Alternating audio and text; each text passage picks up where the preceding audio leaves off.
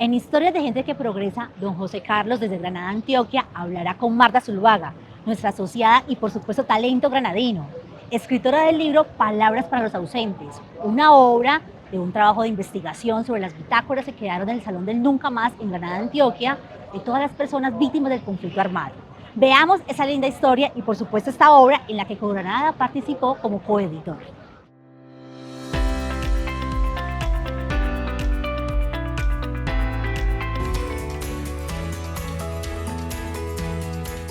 Cuenta que esos cuadernos mantienen vivos a todas estas personas que murieron o desaparecieron en el conflicto y es un lugar que se vuelve un lugar de duelo.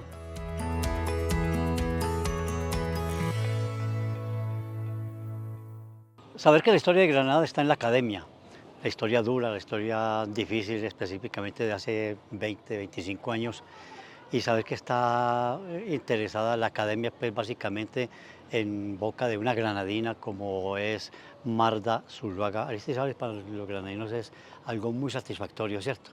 Doloroso, pero sabemos que vale la pena porque es que esto no se puede olvidar. Entonces vamos a hablar con Marta, primero que todo a preguntarle quién es Marta, dónde nació. Bueno, yo soy Marta, ahorita hablemos de ese nombre raro que yo tengo. Yo nací de pura casualidad en Medellín, ¿cierto? Pero mis papás son de Granada, vivían en Granada en ese momento, pero se fueron a pasar los últimos días de Semana Santa a Medellín y entiendo que me adelanté un poquito. Entonces, solo por eso nací en Medellín, pero inmediatamente nos vinimos para acá y yo viví los 3 primeros años de mi vida acá en el pueblo. De ahí ya pues a mi papá lo trasladaron, él es profesor y lo trasladaron a Medellín y me cuentan que nuestra separación era muy terrible cada domingo, ¿cierto? Él iba, trabajaba de lunes a viernes, llegaba los fines de semana, los viernes por la tarde y cada domingo cuando se tenía que devolver a trabajar a Medellín, los dos llorábamos terriblemente y entonces dijeron no, pues nos tenemos que ir a vivir a Medellín porque si no, no van a sobrevivir ni el papá ni la niña. Pero es que el papá y la mamá son referentes acá, ¿cierto? Danilo Zuluaga, básicamente pues, un líder deportivo, cultural, un Carlos Zuluaga, su tío, pues que también, que no va a hablar de Carlos, por Dios, también sobrina de un periodista. De Diego. De Diego Iván Aristizábal, es decir, hay un caldo de cultivo para esa persona que vamos a ver más luego a qué se dedicó, ¿cierto? Marta, cuénteme su nombre, ¿por qué? Bueno, el nombre también es porque mi papá es muy creativo y él nunca quiso que sus hijos tuviéramos nombres comunes y corrientes y a él se le ocurrió juntar tanto el nombre de mi mamá que se llama Marta Aristizábal y él que se llama Danilo Zuluaga y ahí armó el Marta. Por aquí que más fácil, ¿cierto? Entonces siempre pues me lo confunden, piensan que me llamo Marta, pero yo siempre aclaro y cuento porque además me parece un nombre muy bonito, ¿cierto? Porque sí. En mi nombre están los nombres de mi mamá y mi papá, pues sin los cuales yo no sería posible. Colombia es un país de duelos postergados e historias por contar. La experiencia de la violencia en las 3 décadas recientes ha sido abrumadora y son tantos los elementos por analizar que es posible que tardemos varios decenios más en narrarla y, sobre todo, en asimilarla. Bueno, entonces tenemos a Marta ya pues descifrado su nombre y está en la ciudad de Medellín. ¿Usted qué recuerda? ¿Dónde estudió? Yo estudié mi primaria en una escuelita en Manrique que se llama la Escuela Marco Fidel Suárez. Sí. De ahí pasé a hacer el bachillerato hasta noveno. Yo estudié en el Javier Alondoño, que es un colegio público muy reconocido en Medellín. Y los 2 últimos años los hice en el CEFA, que también pues es otro colegio público, pero muy importante de la ciudad. Hice mi bachillerato en artes aplicadas. Bueno, su ingreso a la universidad. Bueno, yo estudié en la Universidad de Antioquia, entré a estudiar psicología en el año 2000. Ese fue el año en el que yo empecé la universidad y quise estudiar psicología también por influencia de otra tía que también es muy reconocida en el pueblo, que es Gloria Aristizábal, que es la directora de la Fundación del Niño y la Niña, que también ha trabajado mucho por la paz con la infancia, y ella cuando se fue a estudiar psicología a Medellín, un tiempo vivió en mi casa. Entonces yo le robaba las fotocopias, me daban mucha curiosidad, yo la veía conversar con sus compañeras de esos temas como tan interesantes y yo dije, ve, yo también quiero ser psicóloga.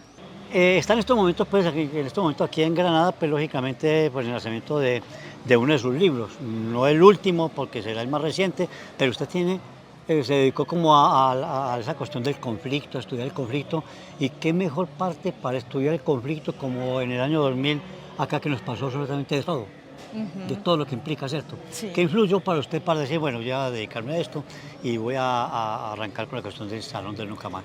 Bueno, realmente el interés por los asuntos relacionados con la violencia empezó desde que me gradué de la universidad. Empecé a trabajar en un programa que se llamaba Previva, que es Prevención de la Violencia en el Valle de Aburrá, y ahí empecé, digamos, a sentir que desde la psicología uno también se puede preocupar por asuntos sociales, no solamente individuales, y no solamente atender a las personas en terapia, sino que hay mucho para hacer en lo social. Hay algo que yo estuve en el conversatorio, pues, que ustedes dieron ahorita, y me doy cuenta que a usted le causó mucho impacto el hecho de que en todas esas bitácoras, que bitácoras, entre otras cosas, ahorita nos dice qué es, para muchos es obvio, pero para otros no. En todas esas bitácoras, poco he mencionado la guerra, ni los actores, ¿cierto? Cuéntenos qué es la bitácora y por qué le dio tanta importancia a eso, ¿cierto? Bueno, para quienes no saben, y los invito a que ahora que se reabrió el Salón del Nunca Más, porque después de la pandemia estuvo cerrado un tiempo por las humedades que lo afectaron y que dañaron algunas de esas bitácoras. Las bitácoras son unos cuadernos especiales, muy bellos, muy finos, diseñados, digamos, como con mucho cuidado, que representan cada cuaderno a una de las personas que están en las fotografías del muro del Salón del Nunca Más.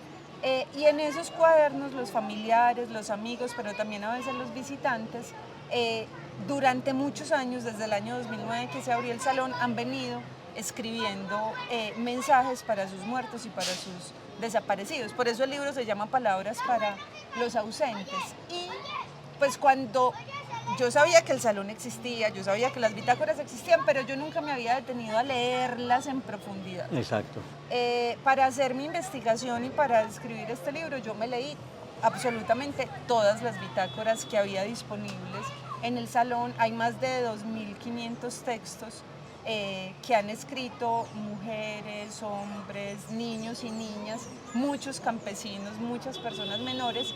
Y yo me imaginé, claro, como era un lugar del conflicto, de memoria del conflicto, que lo que yo me iba a encontrar ahí era evocaciones de la guerra, ¿cierto? Que la gente iba a contar a mi papá, un día lo mataron en la finca, vinieron estos actores armados, o la guerrilla, o los paramilitares, o en un enfrentamiento, esto fue lo que sucedió.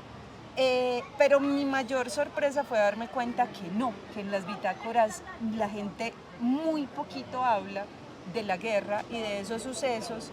Casi nadie hace una reconstrucción del hecho puntual en el que perdió a su ser querido. Increíble. Sino que de lo que las bitácoras hablan es de cuáles son los estragos que causan la vida de una familia el haber perdido a un familiar de manera violenta.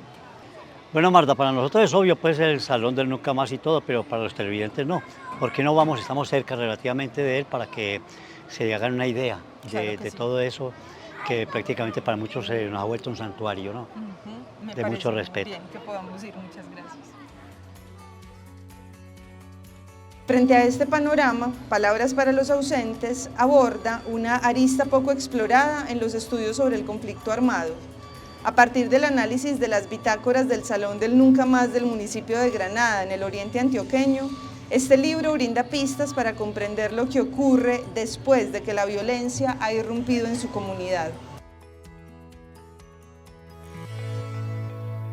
Marta, ¿cuántos años significó recopilar toda esta información para sacar su libro nuevo? Bueno, fueron varios años de trabajo. Hubo un momento muy intensivo que fue el año 2017, ese fue el año en el que yo vine a tomar fotografías. Yo fotografié absolutamente las páginas de cada una de las bitácoras que había disponibles, porque la asociación me autorizó a estudiar las bitácoras bajo la condición de que las bitácoras no salían del salón.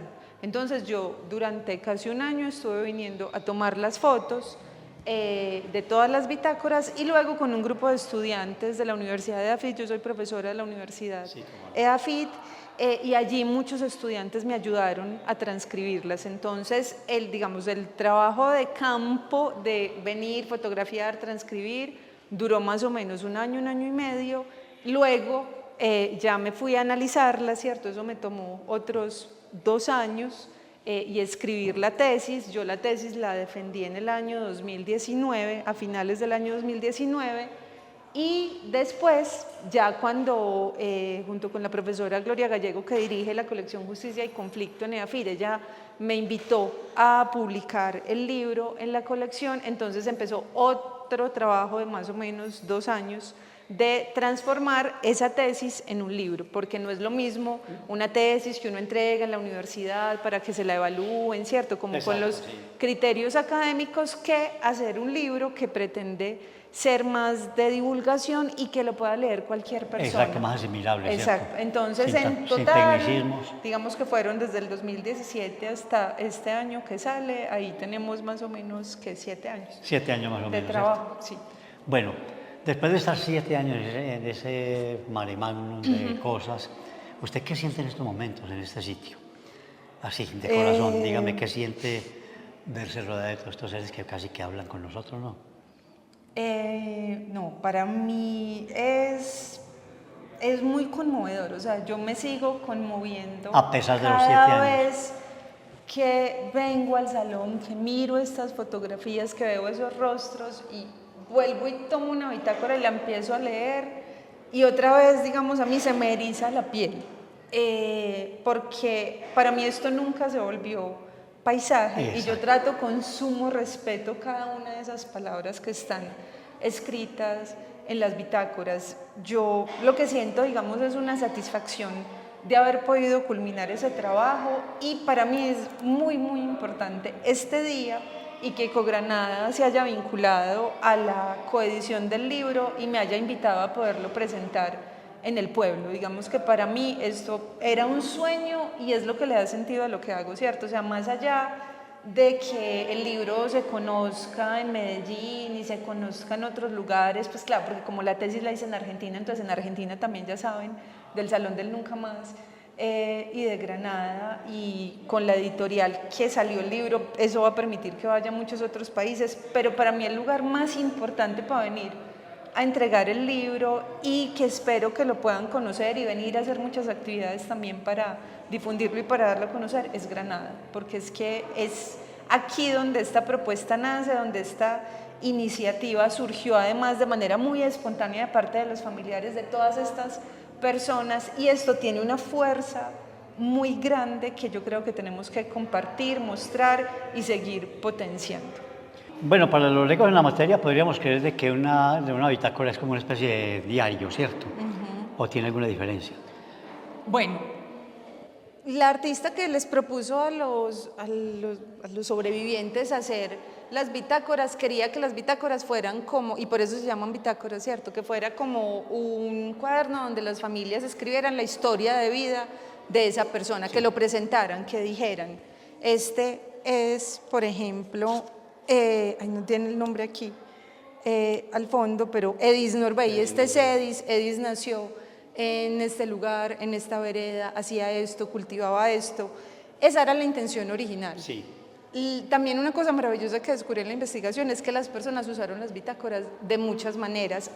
En algunos casos parecen diarios, pero es lo que menos parece. Realmente son más como gacetas, en el sentido de que ellos les informan, como yo les decía ahorita, ¿cierto? A ese familiar le cuentan qué es lo que está pasando en la familia, lo mantienen al tanto de las novedades, pero sobre todo el género que más predomina es el género como epistolar, en el sentido de que los familiares les escriben cartas a sus familiares, es como si fuera un correo para el cielo.